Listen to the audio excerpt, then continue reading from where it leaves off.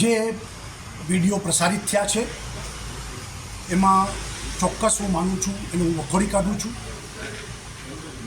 હિન્દુ સંસ્કૃતિ, આપણી પરંપરા અને નવરાત્રિનું મહત્ત્વ.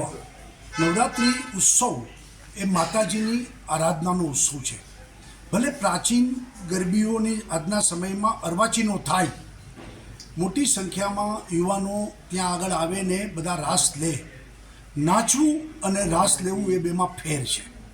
31st જે ઉજવણી થાય છે, નાચવાની ઉજવણી થાય છે. અહીંયા એ આપણે માની આરાધનાની સાથે રાસ લઈએ છીએ. ત્યારે જે ગઈકાલે શકીરાના ડાન્સ અને આ પ્રકારનું જે પ્રકારે એક આયોજકે કર્યું છે એને હું સખત શબ્દમાં વખોડું છું. અને નવી પેઢી એના ઉપર ખરાબ અસર પડે અને ભવિષ્યમાં પણ આપણું આ પ્રાચીન સંસ્કૃતિ અને પરંપરાને હિન્દુ સમાજની લાગણી ઘવાય આ પ્રકારનું કોઈ પણ આયોજન ન થવું જોઈએ. સરકારે પણ આ અંગે સમગ્ર ગુજરાતમાં જે કંઈ આ મોટા આયોજનો થતા હોય ત્યાં નજર ધ્યાન આપવું જોઈએ અને ત્યાં મર્યાદામાં આ પ્રકારની નવરાત્રિ મહોત્સવ ઉજવાય એનું ધ્યાન રાખે એ અતિ આવશ્યક છે.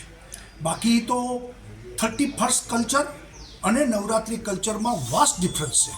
અહીંયા એક આરાધનાનું આ આપણું પર્વ છે, અહીંયા મર્યાદાઓ છે, અહીંયા સ્ત્રી દાક્ષિણ્ય છે અને આ નવરાત્રિ મહોત્સવ જ સ્ત્રીઓના સન્માનનો કાર્યક્રમ છે.